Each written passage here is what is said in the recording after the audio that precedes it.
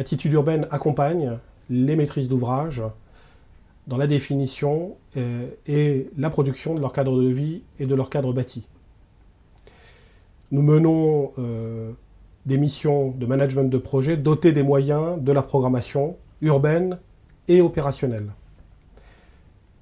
Nous y représentons les intérêts des maîtrises d'ouvrage, qu'elles soient publiques ou privées, dans leurs projets urbains, dans les projets d'équipement, ainsi que dans les projets d'aménagement d'espaces publics. Nous avons donc au sein d'Attitude urbaine des compétences dans les domaines de l'architecture, de l'urbanisme, des sciences sociales, des sciences politiques. Et toutes ces compétences s'articulent et convergent chez nous à travers les méthodes et les outils de la programmation.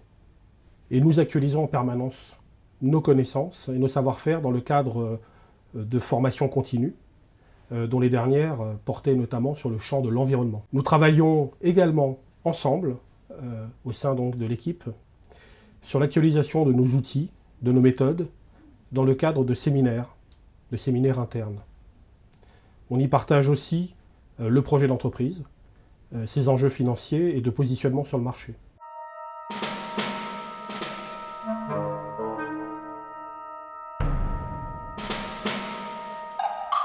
On était parti d'abord là-dessus.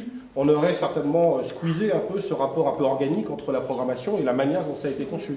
Donc c'était bien de le faire par approche fragmentaire, parce que ça évitait tout de suite de focaliser sur l'objet architectural dans sa globalité. Nous interrogeons au travers de ces réflexions collaboratives les raisons du projet, le pourquoi, le quoi, le pour qui du projet, la vocation d'un site, d'un lieu dans son territoire, les questions de peuplement d'un quartier, les questions d'habitat qui en découlent.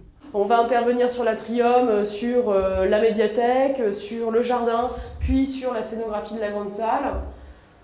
Donc c'est plutôt du travail sur l'existant, mais au final, si on accumule tout ça, ça relève du grand projet. Et ce marché, il est émergent. Et il y a un enjeu considérable dans ce contexte-là, à promouvoir de nouvelles démarches et à former, et notamment former des maîtrises d'ouvrage à ces questions de la programmation. Et c'est la raison pour laquelle nous avons créé, adossé au bureau d'études, le département d'aptitude urbaine.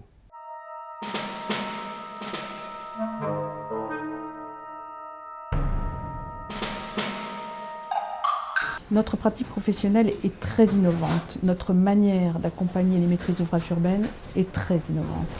Il y a donc un enjeu considérable à promouvoir cette démarche de programmation urbaine, qui est la colonne vertébrale de notre pratique, et à développer de la formation dans ce domaine. C'est dans ce contexte qu'est né le département Aptitude urbaine en 2010, et il était fondé sur 3 objectifs.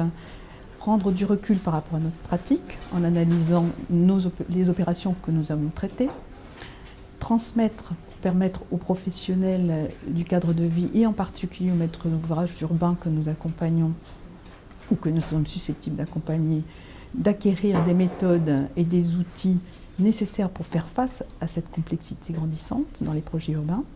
Et enfin, de communiquer autour de notre pratique professionnelle pour assurer la pérennité de notre activité, qui est donc une activité pionnière. Qu'est-ce que c'est au départ le point mort? C'est, on va vous dire, le nombre de logements qu'il faut construire pour au minimum maintenir une population sur un territoire donné.